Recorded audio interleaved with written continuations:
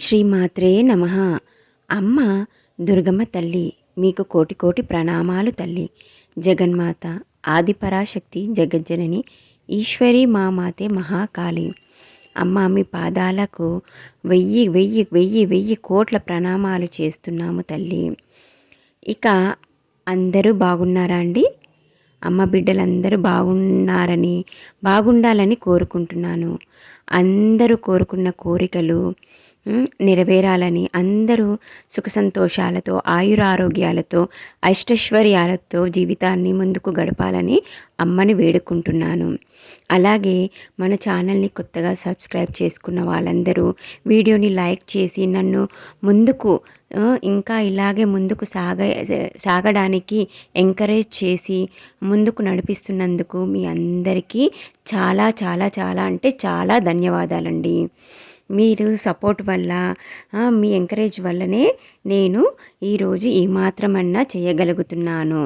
అన్నిటికన్నా చాలా ముఖ్యమైనది, అమ్మ నాతో ఈ అడుగు వేయించి నన్ను మొట్టమొదటిగా ఇవన్నీ చేపించింది అమ్మనే. అమ్మ తర్వాతనే అందరూ, అమ్మ బిడ్డలందరూ నన్ను అమ్మతో పాటు, అమ్మ ముందు నడుస్తుంటే వెనుక మీరు నడుస్తూ నన్ను మీతో పాటు కలుపుకొని ముందుకు నడిపించినందుకు అమ్మకి కోటి కోటి కోటి కోటి ధన్యవాదాలు. అలాగే మీ అందరికీ కూడా చాలా అంటే చాలా చాలా ధన్యవాదాలండి. ఎప్పుడూ నన్ను ఇలాగే సపోర్ట్ చేస్తూ నా తోడు ఉండి నన్ను ముందుకు నడిపించండి. మీ అందరికీ నేను సదా అమ్మ యొక్క మాటలని ఎప్పటికప్పుడు మీ వరకు చేరవేస్తాను. నేను కేవలం అమ్మ యొక్క భక్తురాలిని. అమ్మ మన కోసం చెప్పే మాటలు, మనం ఎలా ఉండాలి, ఎలా నడుచుకోవాలని చెప్పేటివే నాకు నేను అనుభవించినవి, అనుభవంలో ఉన్నవి మాత్రమే. నేను కొన్ని తెలిసి తెలియక ఏమన్నా తప్పు చెప్తే మాత్రం క్షమించండి, పెద్ద మనసు చేసుకొని. ఎందుకంటే నేనేమి పెద్ద గొప్ప పండితురాలని కాదు, జ్ఞానవంతురాలని కాదు, ఏది కాదు. నేనొక శూన్యం, నాకు ఏదీ తెలియదు. అమ్మ నాకు ఏది అమ్మ తెలియజేస్తుంటే నా మనసు కనిపించింది, నాకు ఇలా అని అనిపించిందే నేను మాట్లాడుతున్నాను, చెబుతున్నాను, అంతే తప్పితే వేరే ఏమీ లేదండి. ఎందుకంటే ప్రతి ఒక్కరి మనిషి జీవితంలో ఇలాంటివే జరుగుతున్నాయి సహజంగా. నేను కూడా ప్రతి మనిషి అన్నాక ప్రతి మనిషి జీవితంలో కష్టసుఖాలు ఉంటాయి, అన్నీ ఉంటాయి. ఒకరొకరిది ఒక్కొక్క రకంగా ఉంటుంది. మనం చేసుకున్న పూర్వజన్మ కర్మఫలాల నుంచి మనం అవి అనుభవిస్తూ వాటిని బేర్ చేస్తూ వాటిలో నుంచి అమ్మని ఎప్పుడైతే మనం అమ్మ పాదాలు పట్టుకుంటామో అప్పుడే మనకు అన్నీ తొలగిపోయినట్టు మనం నిర్ణయించేసుకోవచ్చు. ఎందుకంటే ఒక్కసారి మనం అమ్మ పాదాలని పట్టుకుంటే అమ్మ తన బిడ్డలని వదలదు. ఎన్ని ఆటంకాలు వచ్చినా, వచ్చినా మన బుద్ధిని మంచిగా మారుస్తుంది, మనని మంచి దారిలో పెడుతుంది, సక్రమంగా ఉండేలా చేస్తుంది, అందరితో కలిసిమెలిసి ఉండి మంచిగా ఉండి నలుగురికి మంచి చెయ్యేలా చేస్తుంది. మనలో మునుపటికి ఫస్ట్కి ఇప్పుడు మనం ఉన్నదానికి మనలో చాలా మార్పులు వచ్చి ఉంటాయి. ప్రతి ఒక్కరు గమనించుకొని చూడండి. మనము భక్తి మార్గంలో ఇలాగే ముందుకు వెళ్తూ ఉంటే మనలో ఇంకా ఎన్నో మార్పులు వస్తాయి. అవన్నీ ఆ తల్లి జగన్మాత చేయిస్తుంది. దాన్నే మనం పాజిటివ్ ఎనర్జీ అని కూడా అంటాం. శక్తి లేనిదే ఈ సృష్టి లేదు, శక్తి లేనిదే ఏదీ లేదు. ఆ ఆదిపరాశక్తియే, జగన్మాతయే ఈ సృష్టి. ఆ ప్రకృతి అన్నా తల్లే, ఏదైనా ఈ జగత్తులో ఏదైనా అన్నీ అమ్మనే మనతోనే అన్నీ చేయిస్తుంది. మనం చేస్తుంటాం, కానీ మనం చేసిన తప్పులు దేవుడు చేయిస్తున్నాడని మాత్రం అనకూడదండి. అది మనం చేస్తున్న కర్మఫలం. మనం చేసిన మంచి మనకే వస్తుంది, మనం చేసిన చెడు మనకే వస్తుంది. అమ్మ మనకు చెబుతుంది, బిడ్డ తప్పు చేస్తున్నావు, చెయ్యకు అని సంకేతాలు ఇస్తుంది. ఎన్నో రకాలుగా మనకు తెలియజేస్తుంది.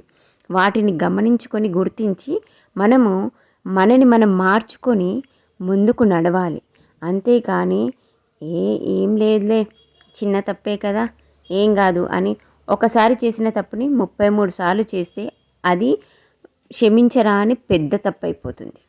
కాబట్టి జాగ్రత్తగా గుర్తుపెట్టుకొని మనము ఎప్పుడు అమ్మ బిడ్డలలాగా అమ్మకి మంచి పేరు అంటే అమ్మ బిడ్డలు మంచి పేరు తెచ్చుకున్నారంటే అమ్మకి ఎంతో గొప్ప కదా. మనం అమ్మ నా బిడ్డలు నా పేరుని ఎంత స్థాయికి తీసుకెళ్తున్నారు, నా బిడ్డ అని నలుగురు చెప్పుకుంటున్నారు నా బిడ్డ గురించి అని తల్లి ఎంత సంతోషిస్తుందండి. అది మనం గుర్తుపెట్టుకోవాలి. కాబట్టి జాగ్రత్తగా ఉండి మనము మంచి పనులు చేస్తూ నలుగురికి మంచి చేయండి. మనతో అయిన మంచి చెయ్యమని నేను చెబుతున్నాను. మన చేతిలో లేనిది, మనతో కానిది అన్నీ మనని చెయ్యమని ఆ తల్లి కూడా చెప్పదు. తల్లి చెప్పేది చెబుతుంది. తల్లి వాళ్ళకి మార్గసూచన చేస్తుంది. మనము మనతో అయింది మనం చెయ్యాలి. ప్రతి ఒక్కరికి మనతో అయిన హెల్ప్ చేయడము, మనతో అయినంత వాళ్ళని ఓదార్చడం కష్టంలో ఉంటే అలా చేయండి. డబ్బు పరంగానే చెయ్యాలని ఏమీ లేదు. మన దగ్గర ప్రతి ఒక్కరి దగ్గర కోట్ల డబ్బులు ఏమి ఉండవండి. ఒకరి దగ్గర 100 రూపాయలు ఉండొచ్చు, ఒకరి దగ్గర 1000, ఒకరి దగ్గర 1,00,000 ఉండొచ్చు. మన స్థాయిలను బట్టి, మనని బట్టి, దాన్ని బట్టి మనము చేయాల్సిన సహాయం చేయాలి. అలాగే ఏ రకంగా ముందుకు వెళ్ళాలి అలా వెళ్ళాలి. ప్రతి ఒక్క దాన్ని మనము స్ట్రాంగ్గా గట్టిగా నిలబడి ముందుకు సాగుతూ విజయాల వైపే వెళ్ళాలి తప్పితే ఎప్పుడు కష్టాలు వచ్చాయి కదా అని కృంగిపోయి బాధపడుతూ ఏడుస్తూ అక్కడే కూర్చుంటే సాగదు. అవి మనం చేస్తే చాలా వేస్ట్ ఇంకా మనం. అందుకని అలా చేయకుండా కష్టం 4 రోజులు ఉంటుంది, దాన్ని ఎదుర్కొనే శక్తి నాకుంది, తల్లి నాకు అనుగ్రహించింది, దాన్ని నేను ఎలా అయినా ఎదుర్కొంటాను, ముందుకు సాగుతాను, ముందుకు వెళ్తాను. నేను అమ్మ బిడ్డని, నేను ఏదైనా చేయగలుగుతాను, ఖచ్చితంగా నేను అన్నిట్లలో విజయాన్ని సాధిస్తానని వెళ్తూ ఉండాలి ముందుకి. ఒకసారి మనము ఏదైనా ఆట ఆడితే ఒక్కసారి ఓడిపోయినంత మాత్రాన మనం అక్కడే ఉండిపోతే మన విజయాన్ని అమ్మ చూడాలనుకుంటుంది, మన ఇంట్లో వాళ్ళు చూడాలనుకుంటారు, అందరూ చూడాలనుకుంటారు. మనం అక్కడే ఉండిపోతే ఇంకా మనం ఏం వేస్ట్ కదండి. ఏం చేయగలుగుతాం? ఏం చేయలేం. పడ్డప్పుడల్లా మనం లేచి నడుస్తుంటేనే మనము కరెక్ట్గా నడవగలుగుతాం. కాబట్టి అన్నిటినీ ఎదుర్కొని మనం ముందుకు వెళ్తేనే విజయాన్ని దక్కించుకోగలుగుతాం.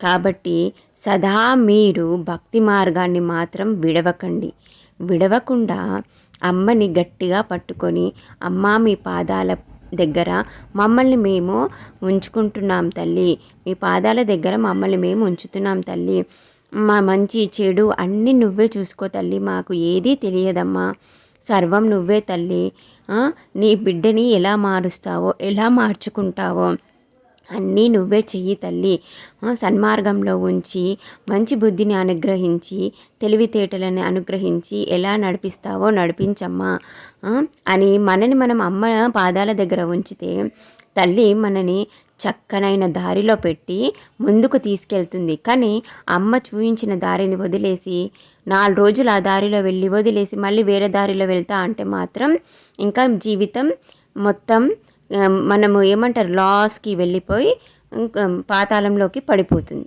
అలా ఎప్పుడు చేయకూడదు. అమ్మ మనకు మార్గాన్ని చూపిస్తున్నప్పుడు కొన్ని కష్టాలు కూడా వస్తాయి. కాబట్టి మీరు జాగ్రత్తగా అన్నిటినీ చూసుకుంటూ ముందుకు నడుస్తూ చెప్పిన మార్గంలో వెళ్తూ మీరు మంచి పనులు చేస్తూ జాగ్రత్తగా ముందుకు వెళ్తే విజయం మిమ్మల్నే వరిస్తుంది.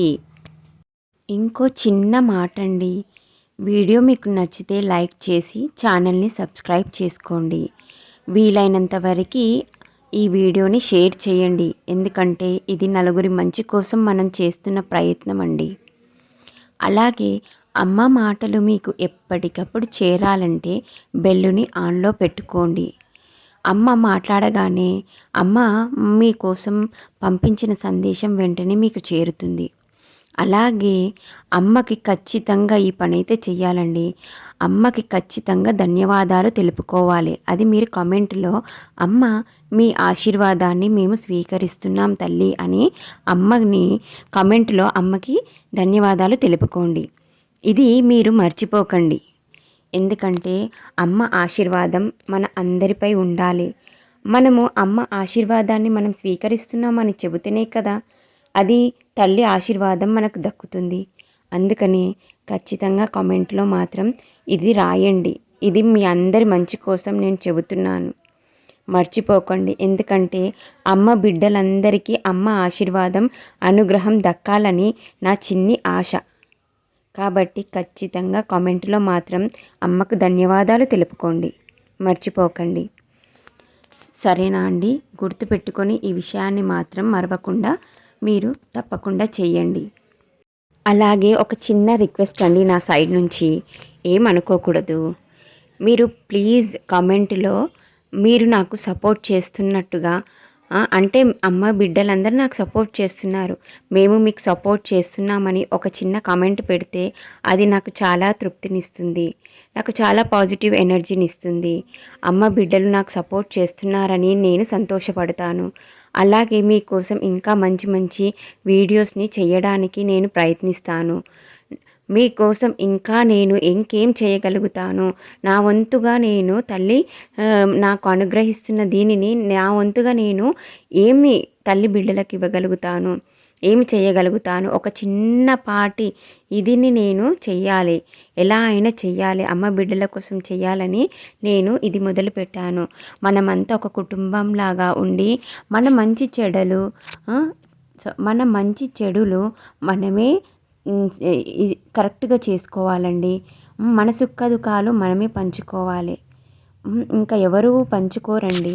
మనం అనుకుంటాం ఇంట్లో అందరూ ఉన్నారు, అందరు మనకు సపోర్ట్ చేశారని. కానీ కొన్ని కుటుంబాలలో ఎలా ఉంటుందంటే పైకి మాత్రమే ఒకటిగా ఉంటారు, కానీ లోపల ఎవరికి వాళ్ళే అలాగే ఉంటారు. కాబట్టి కనీసం మన మనసు తేలిక పడడానికన్నా మనము ఒకరితో మాట్లాడాలి, ఒకరితో మన బాధని అవి షేర్ చేసుకోవాలి అంటే మనం అమ్మ యొక్క కుటుంబంలో చేరాలి.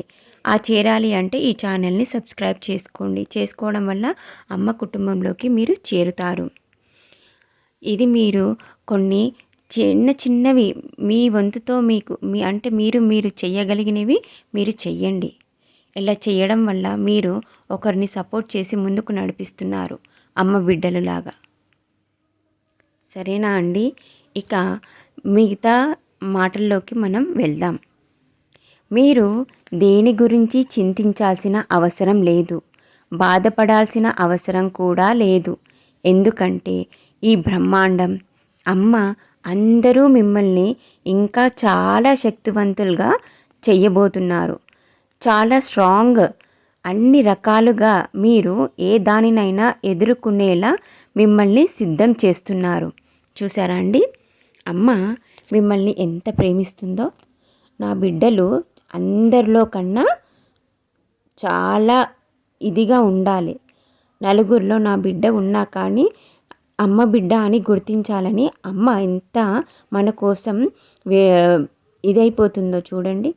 అందుకనే మన కోసం అమ్మ ఈ బ్రహ్మాండం, ప్రకృతి అందరూ మన కోసం మనకి మంచి శక్తిని అనుగ్రహిస్తున్నారు, మంచి బుద్ధిని, ఆలోచన విధానాన్ని, తెలివితేటలని అన్నీ అనుగ్రహిస్తున్నారు.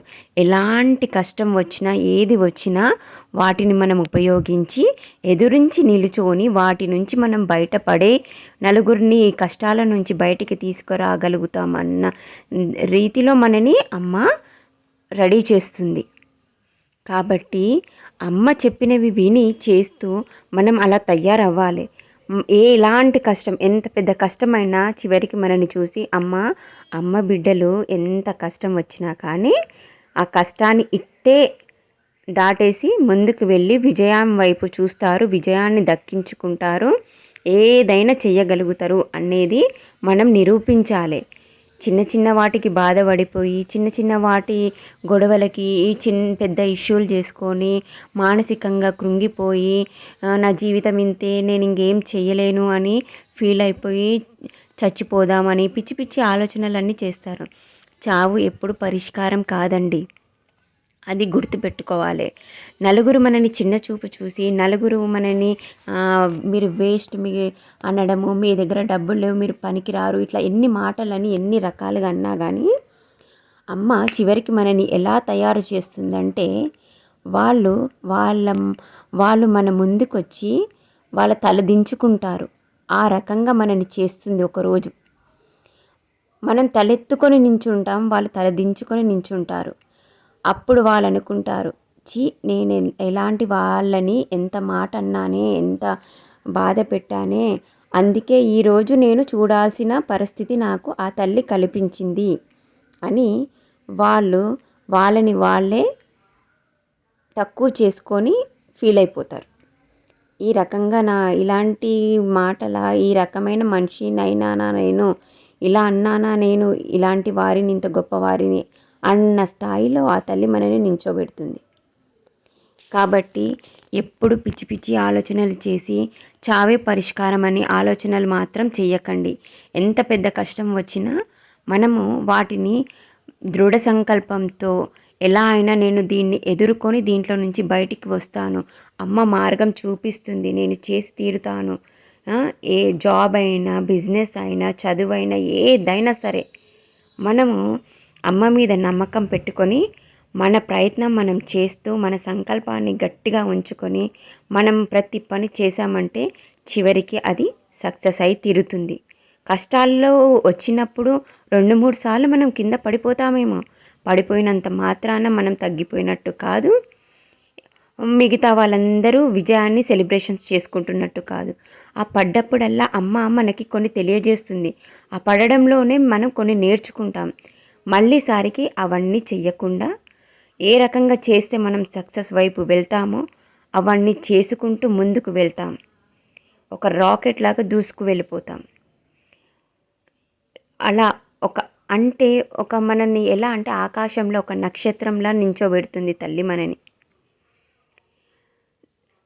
అలా నించోబెట్టాలంటే మనము మన వంతు ప్రయత్నాలు మనం చేస్తూ, అమ్మ సహకారం మనం తీసుకుంటూ, అమ్మ ఆశీర్వాదాన్ని మనం స్వీకరిస్తూ, అమ్మ అనుగ్రహించినవి మనం స్వీకరించాలి ఖచ్చితంగా. అలా స్వీకరించి అన్నిటినీ మనం కరెక్ట్గా చేస్తే మనం ఖచ్చితంగా ఒకరోజు అమ్మ అనుకున్నట్టు ఆకాశంలో నక్షత్రం వెలిగినట్టు వెలిగిపోతాం. అది మన కుటుంబ సభ్యులు చూస్తారు, మన చుట్టుపక్కల వాళ్ళు చూస్తారు, ఫ్రెండ్స్ అందరూ. ఎవరెవరైతే మనని తక్కువ చేసి మాట్లాడిన వాళ్ళు ఉంటారో, మనని తక్కువ చూపు చూసిన వాళ్ళు ఉంటారో, మనని ఒక చీమ కన్నా అంటారు కదా, కూరలో కరివేపాకని, అలా తీసేసిన వాళ్ళు ఉంటారు కదా, వాళ్ళందరూ ఒక్క రోజు వస్తుంది ఖచ్చితంగా. ఆ రోజు వాళ్ళందరూ అమ్మ తన భక్తులని, తన బిడ్డలని ఏ స్థాయిలో నించోబెట్టిందో వాళ్ళ కళ్ళతో చూసి తల దించుకుంటారు. ఇది ఖచ్చితమండి, ఇది జరిగి తీరుతుంది. ఎందుకంటే అలాంటి వాళ్ళు ఈ ప్రపంచంలో ఎంతోమంది ఉన్నారు. వేద పండితులు, కొంతమందికి అసలు చదివే రాదు అన్న వాళ్ళు కూడా పద్యాలు చెప్పిన స్థాయిలో, రచనలు చేసిన స్థాయిలో, ఎంతెంతో గొప్ప గొప్ప స్థాయిలో తల్లి వాళ్ళని తీసుకెళ్ళి ఉంచింది. అది ఎలా సాధ్యమండి? అమ్మ అనుగ్రహం. వాళ్ళు అమ్మని వదలకుండా గట్టిగా పట్టుకొని కూర్చున్నారు.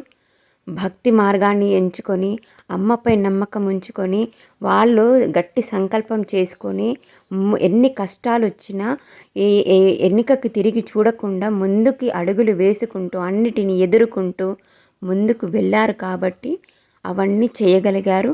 వాళ్ళని ఒక గొప్ప స్థాయిలో ఉంచుకోగలిగారు. వాళ్ళని మనం ఇప్పుడు గుర్తు చేసుకోగలుగుతున్నాం. కాబట్టి ఏది ఏమైనా కానీ మనము మాత్రం అమ్మని వదలకూడదు. అమ్మ పాదాలని పట్టుకునే కూర్చోవాలి. మనము నిత్యం అమ్మ అమ్మ అమ్మ అమ్మ అంటే అమ్మ ఒక్కసారి ఊరికి అమ్మ అమ్మ అంటున్నాము జరుగు అని అలా పక్కకు తోస్తుంది, ఒక 2 దెబ్బలు వేస్తుంది. అలా అయినా నన్ను అనకుండా నా దగ్గరికి రాకుండా ఉంటాడేమో చూద్దామని.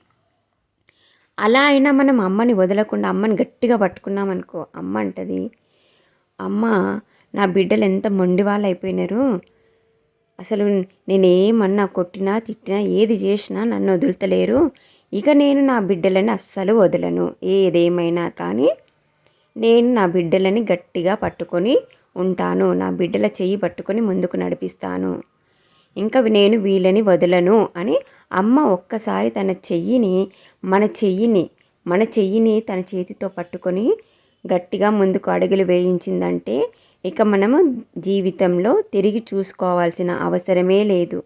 ఇక మనము సక్సెస్ని చేరుకొని ఆ నక్షత్రంలో ఒక తారలాగా మెరిసిపోతాం. అది మీరందరూ గుర్తుపెట్టుకోవాలండి. ఇది నిజం. జై దుర్గా, జై జై దుర్గా. ఓం నమః శివాయ, ఓం నమః శివాయ.